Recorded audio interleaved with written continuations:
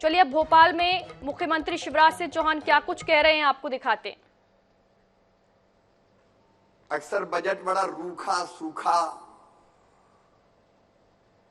ऐसा विषय होता है जिसपे जनता को लगता है कि हमारा काम ही नहीं, ये तो विद्वानों का काम है, कुछ अर्थशास्त्रियों का।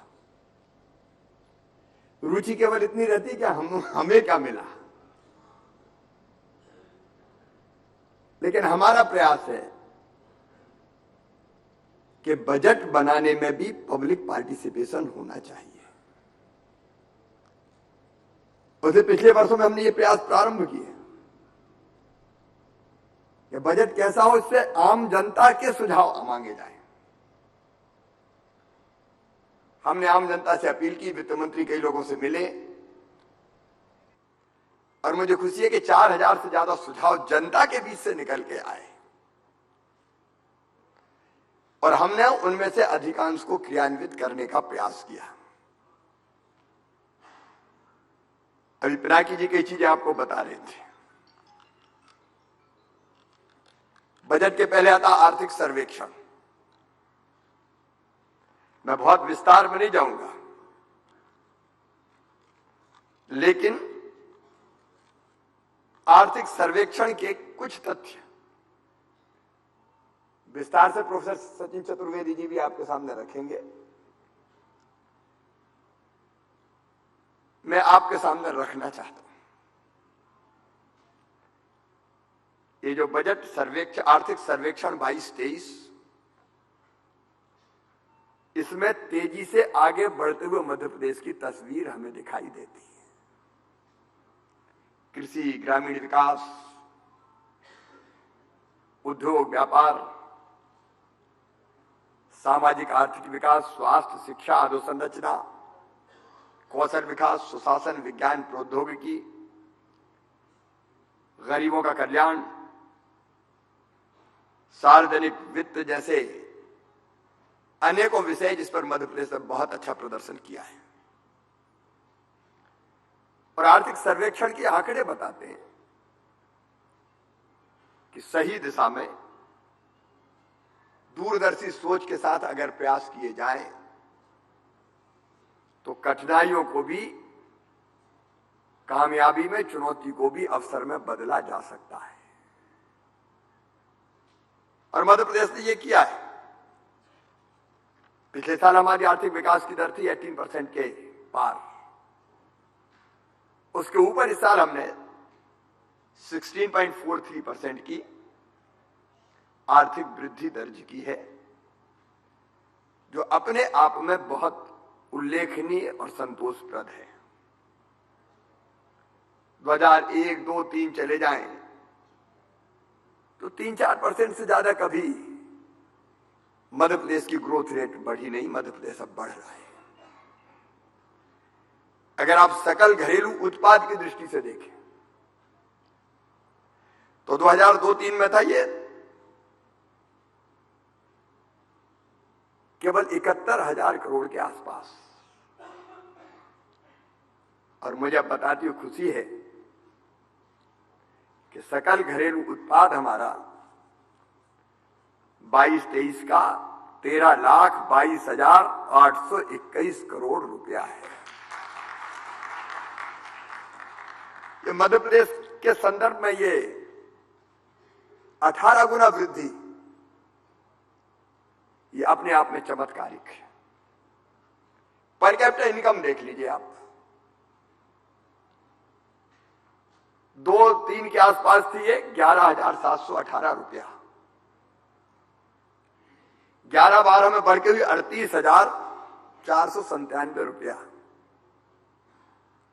और 22-23 में ये बढ़ के पहुंच गई 1,40,583 रुपया प्रति व्यक्ति आय।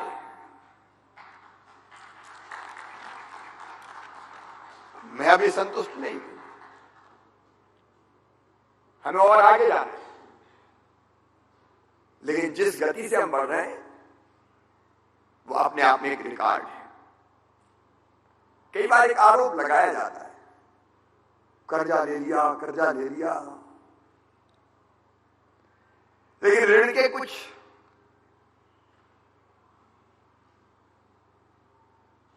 लेने के कुछ मापदंड होते हैं, कुछ आधार होते हैं। अगर आप ऋण जीएसडीपी अनुपात देखेंगे तो ये 2005 में था 39.5%, लेकिन 2021 में ये घट के हो गया 22.6%। एक इंडिकेटर होता है कैपिटल एक्सपेंडिचर आपका क्या है, पूंजीगत व्यय। आप लगातार देखेंगे हमारा पूंजीगत व्यय पिछले साल कोविड के बावजूद भी,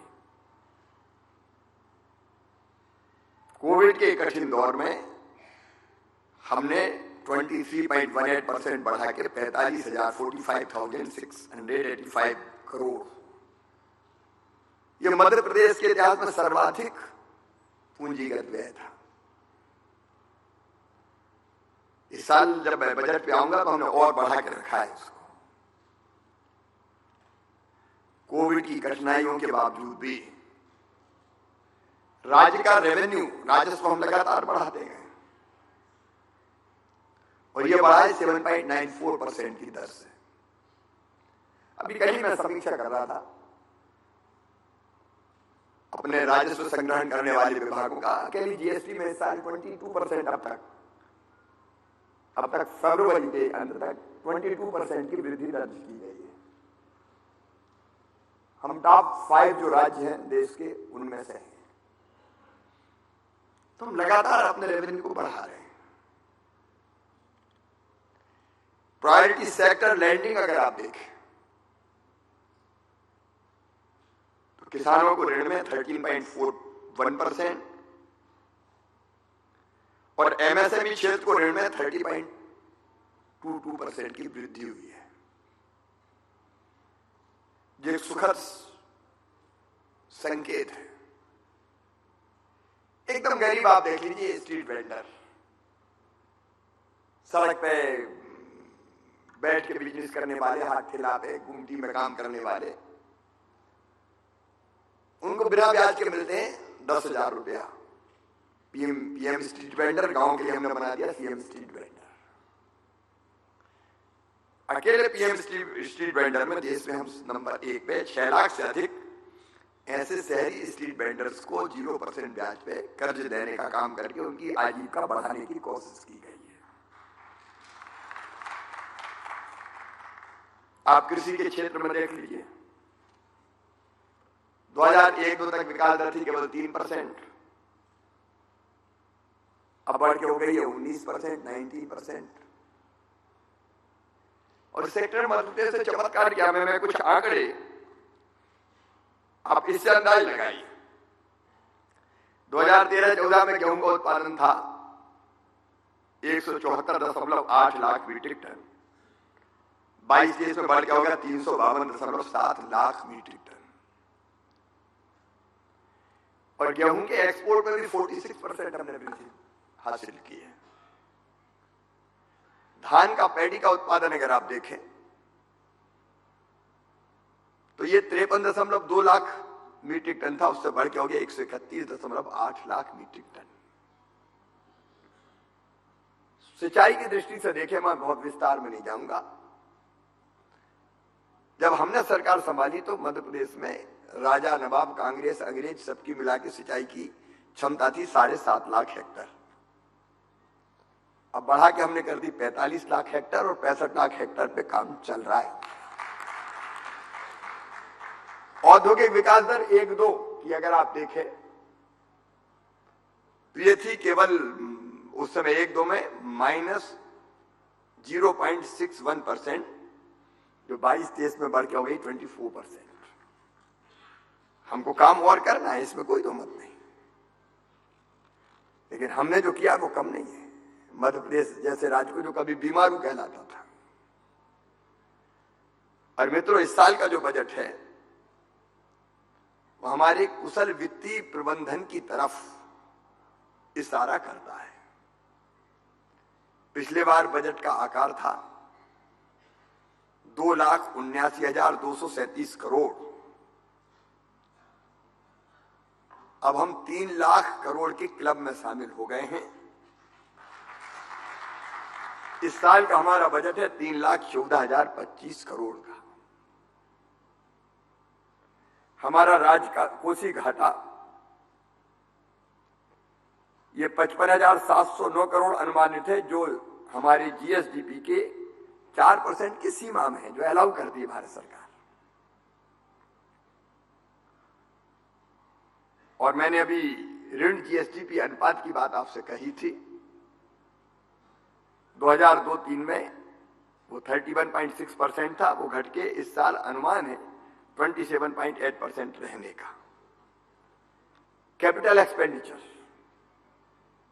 अगर इस बजट को देखें तो बहुत संतुलित बजट है। आत्मनिर्भर भारत, प्रधानमंत्री जी ने कहा, आत्मनिर्भर भारत के लिए आत्मनिर्भर मध्य प्रदेश या हमने संकल्प लिया। प्रधानमंत्री जी ने कहा $5 ट्रिलियन की इकोनॉमी।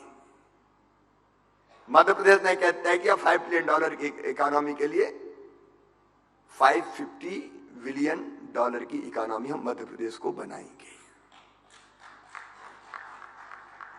और उस दृष्टि से अगर आप देखेंगे तो कैपिटल एक्सपेंडिचर बढ़ा के हमने पिछले साल के 48,800 करोड़ से इस साल 56,256 करोड़ रुपया रखा है। इस पर विस्तार से यहां चर्चा होगी। फिर हम लोगों ने इस बार प्रयोग किया कि सेक्टर वाइज, एक तरफ कैपिटल एक्सपेंडिचर, सड़क, सिंचाई, बिजली, इंफ्रा, उसके लिए धन की कमी ना रहे, उसका हमने पर्याप्त प्रावधान किया। लेकिन दूसरी तरफ वेलफेयर स्टेट का काम है, हम जनता को कैसे राहत दें। प्रधानमंत्री जी का, भारतीय जनता पार्टी का एक संकल्प है, गरीब कल्याण हमारा संकल्प। और इसलिए उस दृष्टि से अगर देखें तो महिला, किसान, युवा और गरीब, मैं ज्यादा विस्तार में नहीं जाऊंगा क्योंकि हम बाकी सुनना चाहते हैं। अब आधी आबादी महिलाओं की है, उपेक्षित रही है, पीड़ित रही है, शोषित रही है। ऐतिहासिक अन्याय हुआ पहले, और उसी पीड़ा में से लाडली लक्ष्मी योजना जैसी हमारी निकली थी, कन्या विवाह जैसी योजना निकली थी। लेकिन इस साल हमने एक और योजना बनाई, मुख्यमंत्री लाडली बहना योजना। टोटल बजट का मुझे कहते हुए खुशी है 1,02,976 करोड़ रुपया हम बहनों पे खर्च कर रहे हैं, बेटी, बहन और मां पे खर्च कर रहे हैं। लाडली बहना योजना ये फ्री में बांटना नहीं है जी। हमने 2017 में प्रयोग किया, बेगा, भारिया, सहरिया, जो अत्यंत पिछड़ी जनजाति है, उनकी बहनों के खाते में 1,000 रुपए डाले। बहुत गरीब परिवार थे। और बाद में नीति आयोग ने, मैंने कहा कि इंपैक्ट असेसमेंट करो, इस पैसे का क्या हुआ। आपको सुखद आश्चर्य होगा, उन परिवारों के पोषण का स्तर बढ़ गया। बहनों ने वो पैसा फालतू खर्चा नहीं किया, दूध खरीदा, सब्जी खरीदी, फल खरीदा, दाल खरीदी, बच्चों को खिलाया, तो पोषण का स्तर बढ़ गया। इसलिए हमने उसका विस्तार कर दिया इस बार कि जिन बहनों की आमदनी 2.5 लाख रुपया से कम है, उनके खाते में 1,000 रुपया हर महीने डाला जाएगा। और मुझे पूरा विश्वास है उसका सदुपयोग होगा। बहनें स्वावलंबी भी बनेगी, आत्मविश्वास से भी भरेंगी और परिवार का कल्याण भी करेंगी। मैं सारे प्रावधानों में नहीं जा रहा।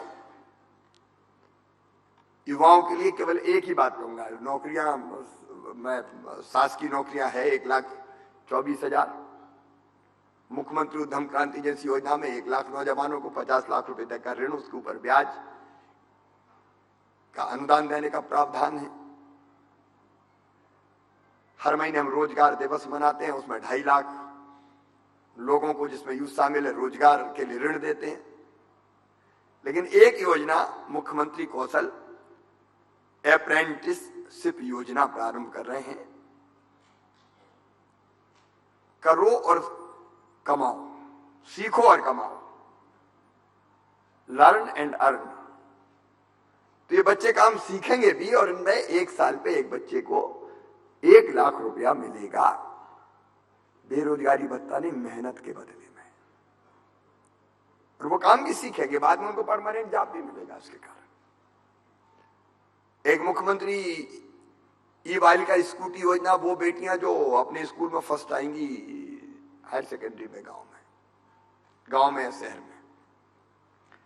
ग्लोबल स्किल पार्क के साथ साथ 4 और नए skill centre, skilled man power तैयार करने। किसानों के लिए 53,964 करोड़ का प्रावधान। किसान कल्याण योजना के लिए भी 3,000 करोड़ से ज्यादा। और जो डिफॉल्टर किसान हो गए थे कर्ज माफी की घोषणा के कारण, उनका ब्याज भरने के लिए भी, ताकि 0% ब्याज पे फिर से कर्जा मिल सके, 2,500 करोड़ रुपए का प्रावधान।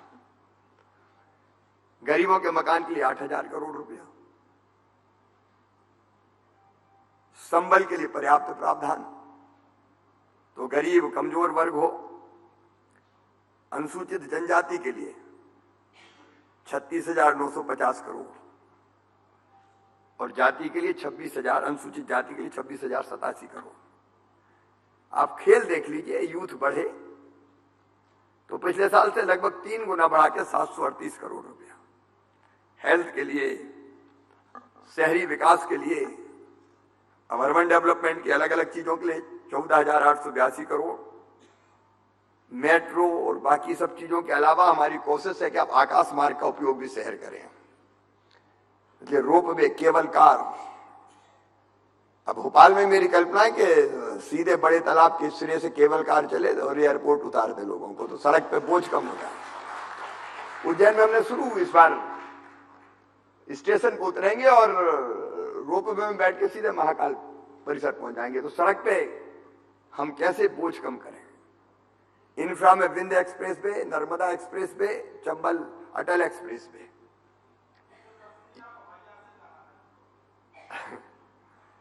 तो ये जो एक्सप्रेस वे है, इनके दोनों तरफ इंडस्ट्रियल क्लस्टर का, नई टाउनशिप का डेवलपमेंट करते हुए प्रदेश को पूरा पश्चिम उत्तर दक्षिण चारों तरफ समृद्ध बनाने का प्रयास।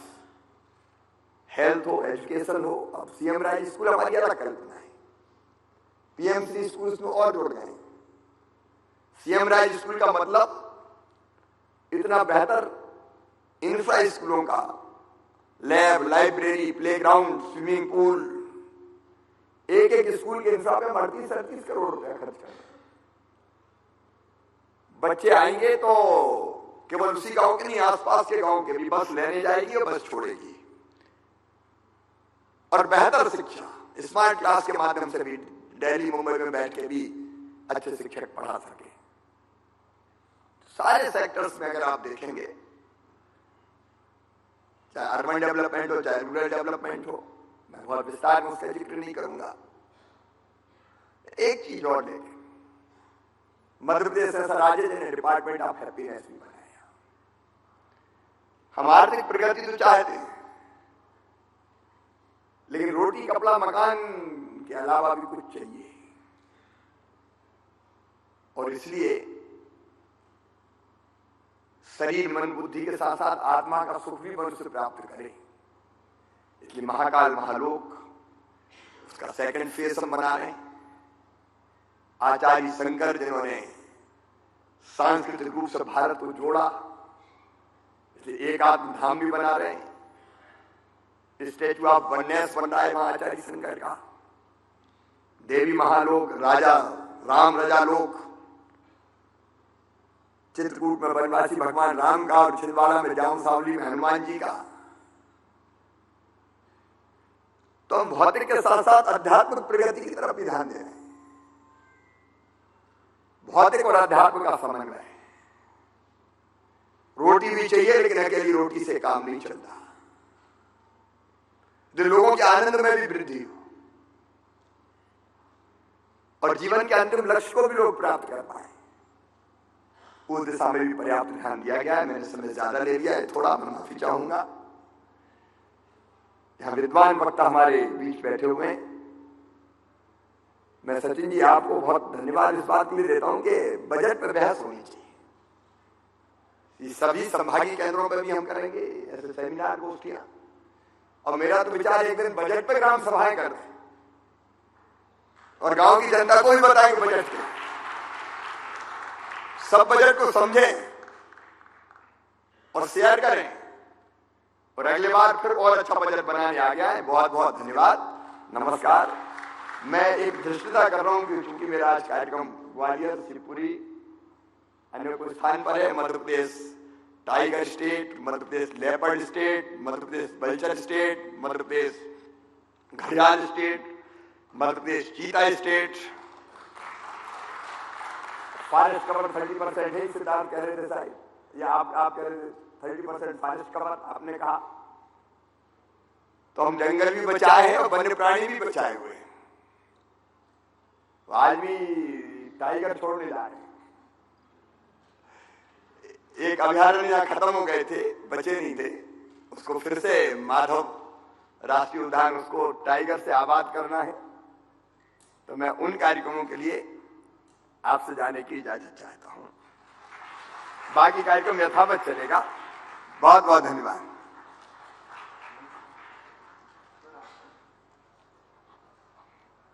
मैं हम सभी की ओर से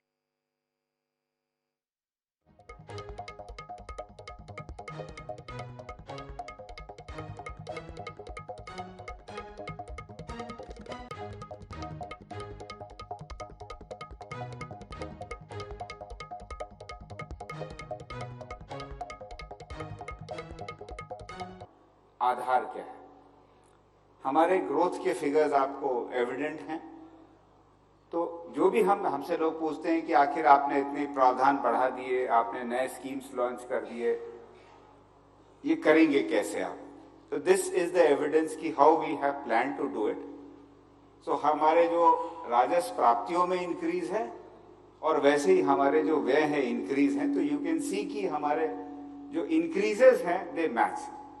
तो ऐसा नहीं है कि मतलब केवल महज घोषणाएं हैं। इन सब चीजों को बजटरी प्रोविजन एंड हमारे रिसोर्सेज बढ़े हैं। जैसा कि एक एग्जांपल मैं देना चाहूंगा कि एवरी मंथ चीफ मिनिस्टर स्वयं रिव्यू करते हैं कि हमारे राजस्व की आमदनी कितनी हुई है। And let me assure you कि वो किसी को भी उसमें छोड़ते नहीं है। कोई भी विभाग है, यदि वो कहता है अपनी समस्या है, मैं नहीं कर पाया, तो उसको तुरंत एक अप्रोप्रिएट इंस्ट्रक्शंस दिए जाते हैं। So that has actually helped us maintain the revenue growth. और उस रेवेन्यू ग्रोथ के इंक्रीज पर हमने अपनी बजट प्लान की है। नेक्स्ट, अगला कर जी। आप देखेंगे कि इसमें जो है हमारी थोड़ी सी डिटेल्ड ब्रेकअप है हमारी अर्निंग्स का। और the growth is substantial. Bharat सरकार से ऑफ कोर्स हमें सबसे ज्यादा सपोर्ट मिला है क्योंकि उनकी रेवेन्यू इंक्रीजेस बहुत ज्यादा हैं। एंड हमारा जो इंक्रीज है for the next financial year वो सब्सटेंशियल होने वाला है। बट हमारा भी कंट्रीब्यूशन उसमें कम नहीं है। That is the point. Next, यदि हम देखेंगे कि हमारे जो सोर्सेज ऑफ रेवेन्यू हैं, इसमें हम कहाँ से पैसा लाते हैं।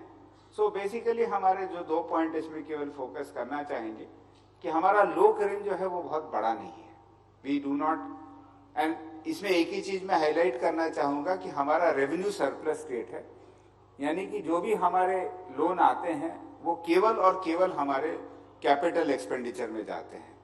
कोई भी हमारे लोन की राशि जो है वो राजस्व में, सैलरी बांटने में या दूसरे किसी स्कीम में खर्च नहीं की जा रही है मध्य प्रदेश में। और इसका ये कारण है कि हमें जो है लगातार ग्रोथ हर सेक्टर में मिल रहा है, चाहे वो इंफ्रास्ट्रक्चर सेक्टर हो या अन्य सेक्टर हो। नेक्स्ट, राज्य के जो मुख्य कर हैं, जैसा कि आप देखेंगे, मेनली हम लोग डिपेंडेंट हैं जीएसटी कलेक्शन एंड हमारे जो स्टैंप ड्यूटी। लेकिन हमारे अन्य भी स्रोत हैं जिसपे कि हमारे पास सब्सटेंशियल राशि आती है। अलग अलग तरीके से हम अपनी रेवेन्यू लेते हैं। तो this is just a breakup कि हम एक सब्सटेंशियल इंक्रीज उसमें कोशिश कर रहे हैं हर साल लाने की। नेक्स्ट, राज्य के मुख्य जो कर हैं इनका आप ब्रेकअप देख सकते हैं। जीएसटी ऑफ कोर्स सबसे बड़ा हमारा पाई का हिस्सा है। नेक्स्ट। जो करेक्टर राजस्व है, आपने हाईलाइट किया था कि we are carrying a burden of 30% of forest, but forest हमें थोड़ा रिटर्न देता है, although not substantial, but we do earn out of our forest also, and we are still maintaining our forest. But हमारे side effects भी forest के जो benefits हैं वो बहुत हैं, क्योंकि जैसे आगे मैं बात करूंगा कि हमारा स्टेट में एक टूरिज्म का जो पोटेंशियल है एंड जो सर्विस सेक्टर इंडस्ट्री जो उसके साथ ग्रो हुई है specially in the last 5 to 7 years, and आप भी उसको देख सकते हैं, is primarily based on 3 pillars. एक हिस्टोरिकल साइट्स हैं, second is wildlife, and the third which has not developed very sharply is religious tourism. क्योंकि हमारे पास जो ये 3 स्ट्रेंथ्स ऐसे हैं जिसके कारण कि मध्य प्रदेश में लोग आते हैं, चाहे वो वाइल्ड लाइफ देखने आते हैं, and you will be very surprise कि अगर हम फॉरेस्ट का बर्डन कैरी कर रहे हैं, most of our forest national parks today have 5-star level resorts available, जो हर जगह पर ताज की प्रॉपर्टीज हैं, बड़े बड़े लग्जूरियस रिसोर्ट्स आ चुके हैं, एंड अकॉर्डिंगली बड़े लोग भी आते हैं और वो भी आकर के विजिट कर सकते हैं. तो Madhya Pradesh today has a very high and tourism potential, जो one of the factors is of course forest. Next, this is a repetition कि वही फिगर्स हमने कैसे वे है हमारा. नेक्स्ट, आई थिंक ये जो हमारा चार्ट दिखा रहा है सेम ग्राफिकली कि जो माननीय मुख्यमंत्री जी ने कहा कि कैसे हमारा एक्सपेंडिचर बढ़ा है, तो and it is always gone up. मतलब even in a covid year आप देख सकते हैं कि हमारा व्यय इसमें कम नहीं हुआ है, because we had the resources and we planned it that way. Next, पूंजीगत व्यय का परिव्यय देखेंगे, एंड पहले जरूर हम कम थे, but for the last 4-5 years there has been a drastic increase, and we believe that अगर हम इंफ्रास्ट्रक्चर में जो पब्लिकली स्पेंडेड इंफ्रास्ट्रक्चर में जो सपोर्ट है, whether it's in roads, bridges, irrigation, electricity, ये कंटिन्यूअसली हो रहे हैं, and once we have realised the importance we continue to grow in that area. Next, जो ऋण की बात जो माननीय मुख्यमंत्री जी ने जो की थी कि हम, यदि आप हमारे पिछले कुछ 10 सालों का रिकॉर्ड देखेंगे तो बहुत प्रूडेंट फाइनेंसिंग हम करते हैं. We have nowhere gone out of hand, and जो भी government of India FRBM act के तहत जो भी उन्होंने रेगुलेशंस बनाए हैं, as a country we have bound ourselves, and Madhya Pradesh is proud to say कि हम उसके अंदर ही रह करके अपनी सभी चीजों को अचीव कर रहे हैं. नेक्स्ट, अगेन यदि आप देखेंगे कि हम जो इंटरेस्ट पेमेंट कर रहे हैं on our loan is less than 10%. Of course, in a COVID year it did go up to 10.9%, but उसके बाद और उसके पहले जो है हमारा इंटरेस्ट पेमेंट है always between 10%, which is a norm as a country that we follow. Next,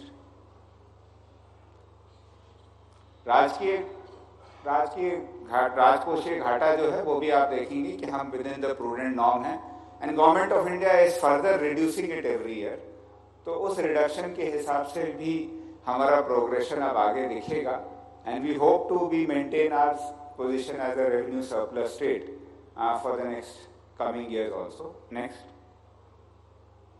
यदि हम सेक्टर वाइज देखेंगे कि हमारा ब्रेकअप है, Madhya Pradesh is a state which gives special focus on the schedule caste and schedule tribe population. तो हमारी budget में हमेशा ये प्रयास रहता है कि उस वर्ग की जनसंख्या की पॉपुलेशन जो परसेंटेज है उससे ज्यादा ही हम पैसा उनके ऊपर खर्च करते रहे हैं, और इस तरह से खर्च करते हैं, and we this is a figure which is very very sacrosanct for us. इस पे हम बिल्कुल ही वायलेशन नहीं होने देते हैं. नेक्स्ट, जो बात मैं हाईलाइट करना चाहूंगा, जो माननीय मुख्यमंत्री जी ने भी अपनी बात कही थी कि हम लोगों ने सेक्टरल अप्रोच रखा था इस बार बजट मेकिंग में. It was not a department wise budget, but the focus was on sectors. अगर आप हमारे बजट स्पीच को देखेंगे तो देर आर अप्रोक्सीमेटली 18 सेक्टर्स जिसपे की फोकस अलग अलग तरीके से लाया गया है. माननीय मुख्यमंत्री जी ने अपने भाषण में 2-4 सेक्टर्स का नाम लिया था, और उन सेक्टर्स में हम मेजरली क्या एक्टिविटी कर रहे हैं, किस तरह से उस पर फोकस लाया गया है, so that the state as all departments across the state realise कि हमको इस टारगेट्स को या इन चीजों पर फोकस करने की आवश्यकता है। जैसा माननीय मुख्यमंत्री जी ने कहा कि हमने सबसे पहला फोकस एरिया हमारी थी नारी शक्ति पर, जिसपे कि हमने फोकस किया है। नियरली अगर आप देखेंगे तो हमारे एक्सपेंडिचर बजट का लगभग more than 1/3 is being spent only on schemes related to women, which of course is there.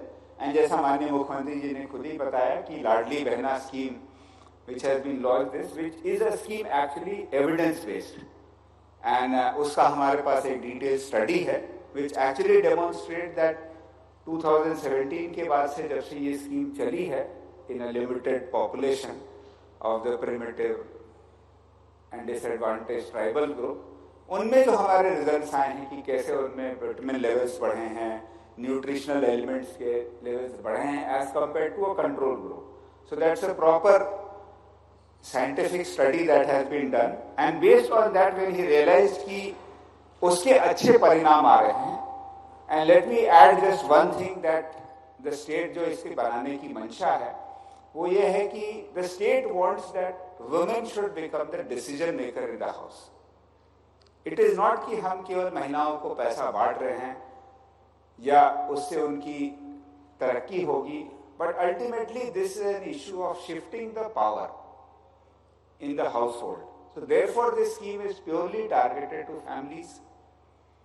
This is not for individuals because there is a specific objective. वो स्पेसिफिक ऑब्जेक्टिव हमारा ये है कि मुख्यमंत्री जी चाहते हैं कि महिला घर के निर्णायक भूमिका में आए, चाहे आप किसी भी स्तर के हों, लेकिन निर्णायक भूमिका में लाने के लिए ये फोकस दिया गया है। And therefore all the elements of the scheme जो भी इसमें रखे गए हैं वो हर चीज उसी दिशा में हमें ले जाता है।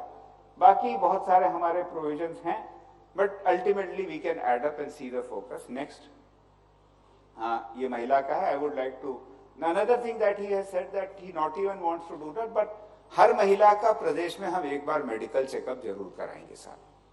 This is a commitment that the health department will do, which will also ensure that they remain healthy. So this is the focus that we are giving. ये आहार अनुदान योजना है जो कि हम पहले से 1000 रुपए देते थे, जिसके के रिजल्ट हमें मिले थे। This has been continuing for the last 3 years. Next, the next focus जो हमारा है that is the youth. तो यूथ में जैसे माननीय मुख्यमंत्री जी ने बनाया, तो बहुत सारी ऐसी चीजें हैं, चाहे वो रोजगार से संबंधित हो, चाहे किसी परंपरागत कौशल से कोई जुड़ा हुआ हो, बिकॉज अल्टीमेटली यूथ को एक अच्छी एजुकेशन चाहिए और उसके बाद then he should get employed gainfully. तो न सिर्फ हमने शिक्षा के लिए अगले स्लाइड में आपको बताएंगे कैसे व्यवस्था की है, लेकिन साथ में हमारे पास and the focus here is कि हमारे पास जो अपॉर्चुनिटीज थे वो हमने पूरे एक ही साल में ओपन कर दिए हैं, which is added up to 1,24,000 vacancies that are going to be filled. ये प्रोसेस ऑलरेडी पिछले 2-3 महीनों से चल रही है। All these advertisements are already out, लोग अप्लाई कर रहे हैं, and we have pulled out all restrictions on employment in the government sector. लेकिन साथ में जो प्राइवेट सेक्टर